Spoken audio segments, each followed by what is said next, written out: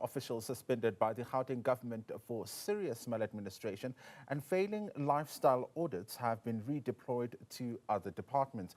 In response, the Premier's office says the move is in line with labour practices. And now we're joined by Professor Alex van den Heever from the Wits School of Governance, who joins us to unpack this and more. Thank you very much for your time, Professor. And before we get to the issues in Gauteng, we've just played a clip from John Steenhuisen's, departure and announcing that he won't be recontesting or seeking to be re-elected. And one of the things that he speaks about is his legacy during his tenure. He's singing praises about the work that he's done. And one might argue that politicians, rather, are often remembered for, how they fared during the most difficult times. And for him, one might say the foot and mouth outbreak and how he handled that. Well, yeah, the foot and mouth outbreak is an interesting sort of case, because he's made a case that he has to kind of centralize the process of vaccination, and that's what he's being challenged on. And there might actually be valid challenges with that, because typically you are very careful before you centralize decision making, because you're undermining what might be great efficiencies from below. From other farmers. So it's unclear exactly what the rationale is for essentially making government the exclusive player in the vaccination process, and why one wouldn't have looked at a more multifaceted approach. He's defended that, but he's been vigorously attacked on his approach. It's unclear on the science. I mean, so I'm unclear on the facts of the matter. So, and there might be valid reasons for why he's suggesting it. But my gut would be that you have a multifaceted approach, and you incorporate both private players and you incorporate government where private can't work, and you find a way to do that as rapidly as possible. It's unclear why that isn't the overriding strategy. But he has been heavily targeted for making that decision. So we'll see where it goes. And his tenure hasn't been a smooth sailing, right? Let's talk about that and how it contributed to where he finds himself right now. I think that all politicians in top leadership positions fight a very difficult battle. There's nothing simple about it. You're dealing with political parties, with factions, with different ideological positions. That's in the DA, that's in the ANC, and in all the other parties. We've seen the ANC split into different factions, different parties, as factions broke away from the ANC itself. And we see factions at play now, and Cyril Ramaphosa has to fight a continuous battle with his factions in order to survive as president. So it's no surprise that Steenhuisen is going to face exactly the same the closer they get to actually governing. Because it's when you're in government that, in fact, things become very serious. There are big consequences to not being in leadership positions and being in leadership positions within the party itself. And it can get quite cutthroat. There are politicians in the UK, one comedy program used to Yes, Prime Minister used to have the Prime Minister say, when I'm in Parliament, I see my opponents in front of me and my enemies behind me on his own backbenchers.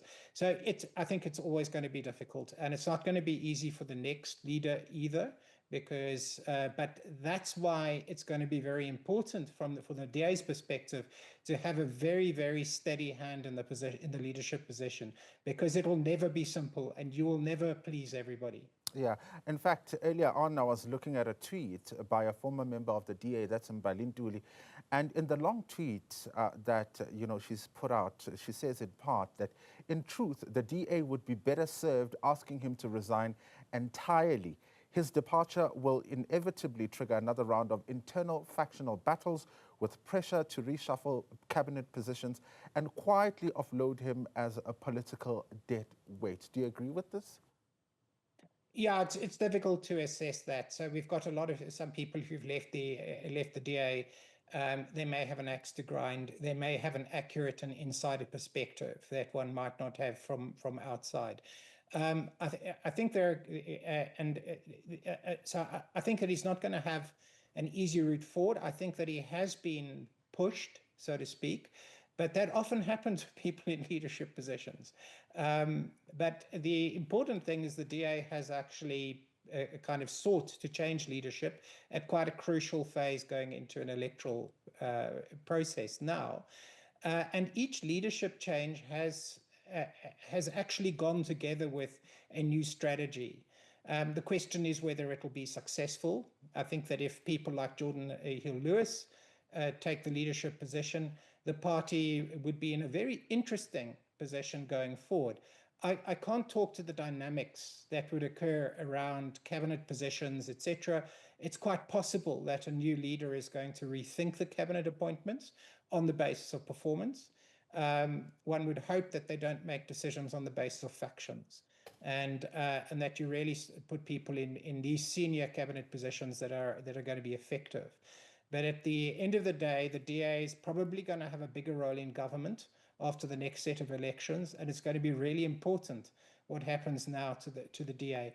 The country certainly is in need of better leadership overall. And I think that if the DA is effective competition for the other political parties based on performance, based on substance, it causes other parties to raise their game. Because then they can't just play the game of populist politics where you promise everything and deliver nothing and just get into power to give out tenders. If that becomes the basis on which you're getting into power, you will lose out to a party that is based on substance and performance. So I think we want to see that. We want to see that as the basis of competition. So the question is really whether the DA can get to that particular point. So yeah, I can't comment further on Ntuli's comments. I did read them.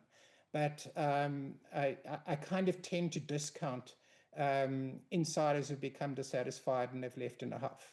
It becomes difficult to assess whether everything they're saying is accurate. But I think there's an element of truth, and there's probably an element of excess in the comment. You speak about how the DA will have a bigger role in governance, and Jordan Hill-Lewis is tipped to be the next leader. Do you think he's up to the task, given the fact that there are a number of conversations about, whether or not he is popular, number one, and whether or not he'll have the support from what is considered key provinces like Gauteng and KwaZulu-Natal, provinces that one might argue he doesn't really have a base? So that's valid. I think that there are a number of other senior DA people who could compete for the position. And if they got it, there could be a steady hand then. You tend to only see how they reveal themselves when they get into a position of leadership like this. And you see whether or not they can actually handle it. But there are a number of people who could compete legitimately. It's not just Jordan Hill-Lewis. But I think that out of those, it's going to be crucial that the person who's in that leadership position can handle the natural instability that comes with being in that powerful position. But it becomes more powerful if you're in government. But it becomes so important that the governance of the party itself influences the conduct of the leadership. We haven't seen that effectively in many other political parties to our cost. And it's going to be absolutely crucial that they hold that line. But it's unclear how it will come out in the wash in the electoral process in the DA. But the electoral process at the end of the day is how those deals are done. I'm hoping that it's actually going to be a sensible decision at the end of the day and not one based on factions and preferences that are not based on substance. Yeah. And speaking of the DA, in Gauteng, they are very displeased with the Gauteng government's decision to reassign the suspended officials to different roles. And in response, the Office of the Premier says this was in line with established law and public service guidelines, particularly the 60-day guidance established through the Senior Management Service Handbook and the Public Service Regulations.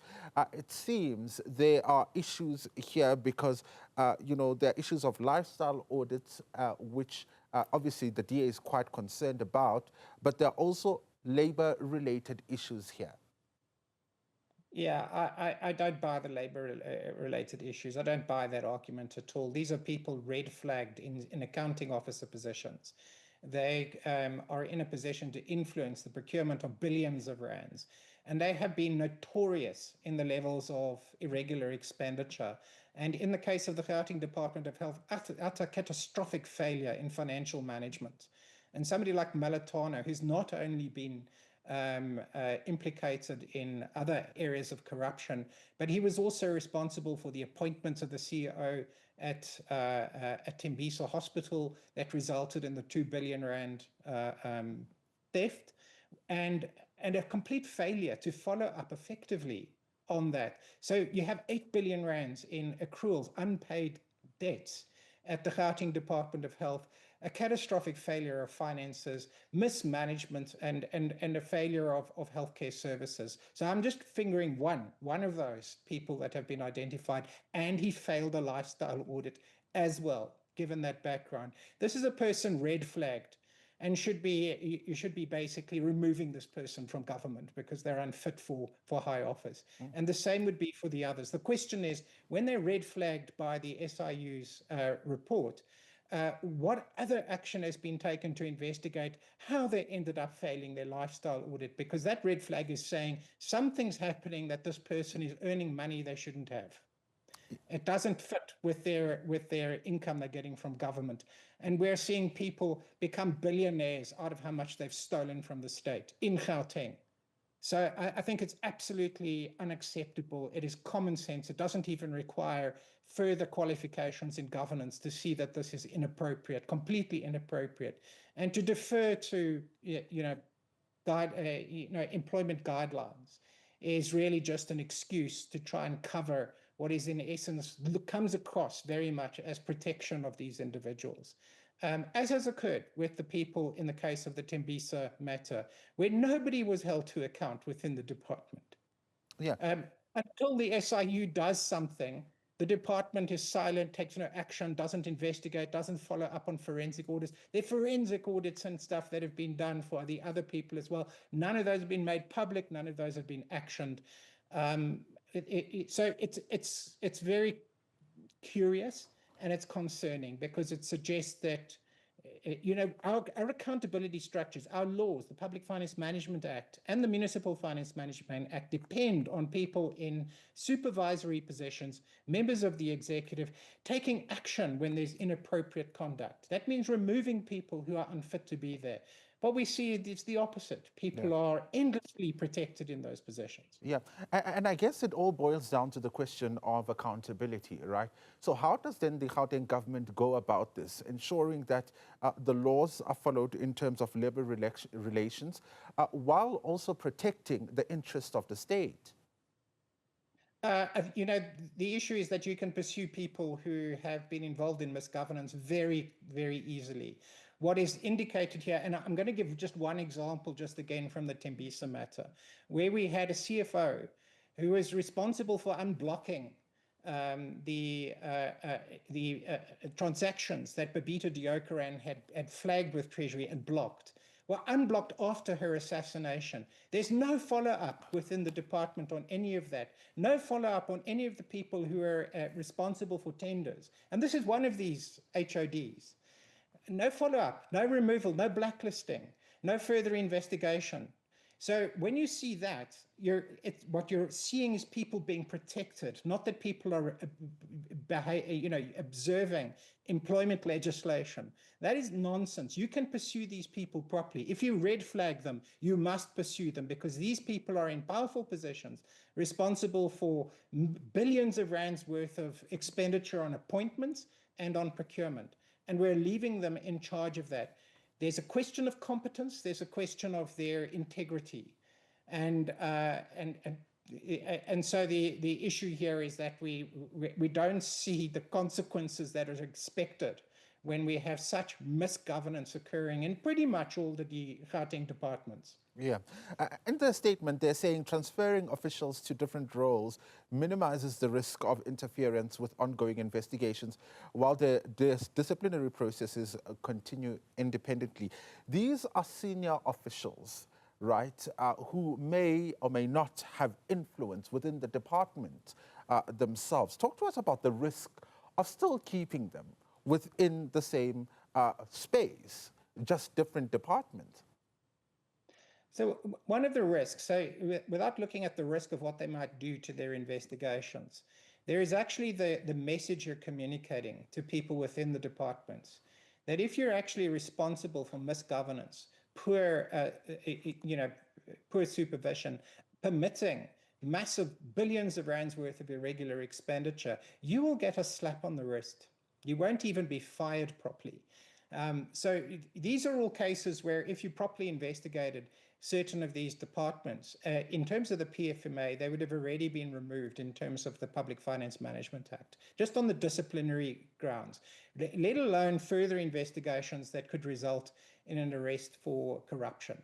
So just on disciplinary processes, there's potentially enough to remove these individuals, but they are endlessly kept on. So what the messages you're sending to people in those departments is these guys are part of a protected network of people who can get away with whatever's going on. And it's actually scary for many people in the system, because they know that if they whistleblow, if they speak out, or if they refuse to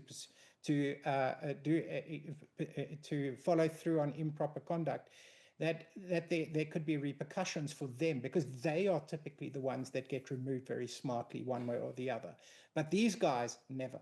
So this is the concern. I think there's a big, clear message being sent. There's a group of people who are protected, and that is basically the message that we're getting shown all the way through. Professor Alex van der Heever from the Wits School of Governance, thank you very much for your time and helping us unpack these important conversations that we'll keep having throughout the program.